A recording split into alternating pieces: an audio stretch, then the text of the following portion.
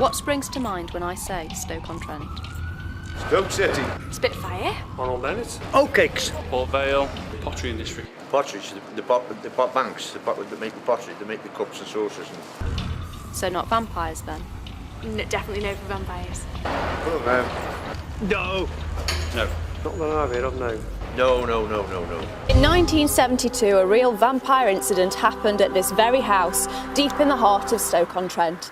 My name's Laura DeLue, and I play Lady Victoria in Blood and Bone China, a macabre gothic story set in the Potteries, and it was partly based on this true story. I'm going to peel back the vampiric myth and legend that surrounds this infamous police case that made headlines in the 1970s and find out what really happened on that fateful night here at the Villas.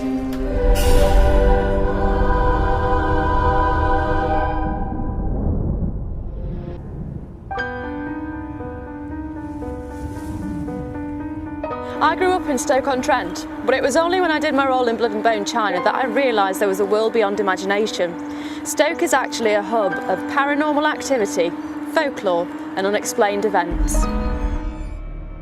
Miles Rodievich, the grandson of Mrs. Rod, remembers her well. He still resides at number 3, the Villas. My grandma was called Genia Rodziewicz, and she ran this house as a boarding house. So upstairs she had tenants, and these tenants were also East European originally, who'd obviously come to Stoke following the war and had then found work. So she took in all sorts of people here, and she crammed them in. There were sometimes 3 or 4 of these guys to a room. Around the body, John found several bags filled with a white powder.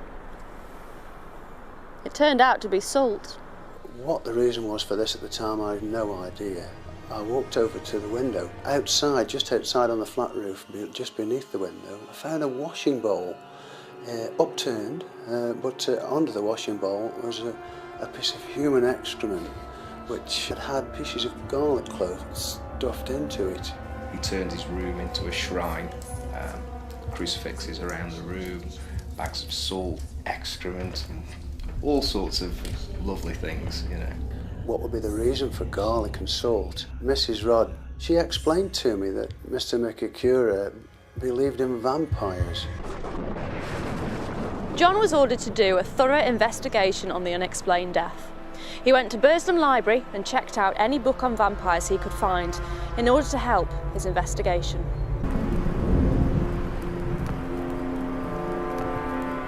The Slavic people have the richest vampire folklore in the world, and their beliefs were passed down through the generations and instilled in their children at a young age. They believed that vampires were malevolent spirits, those who had sinned or who had been sinned against. They took over the dead and feasted on the blood of the living. Vampire folklore has become so ingrained in our society that the fine line between fact and fiction has become blurred. Personally, the stories that are said to have occurred close to home are the most fascinating.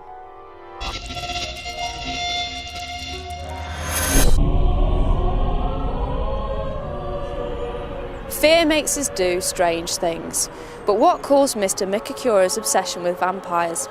Was it the stories he'd grown up with in Poland as a child? Had he seen some unexplained event? Or was he being haunted by demonic revenants? We'll never know. The truth he took with him to his grave. Well, who knows what was going through his mind. He really did believe in this sort of thing. That was obvious from what we found out.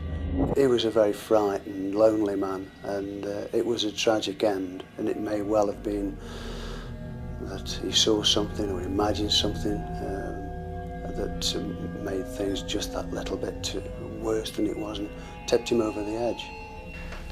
There's a lot of documented evidence suggesting how this chap died, but who can really say?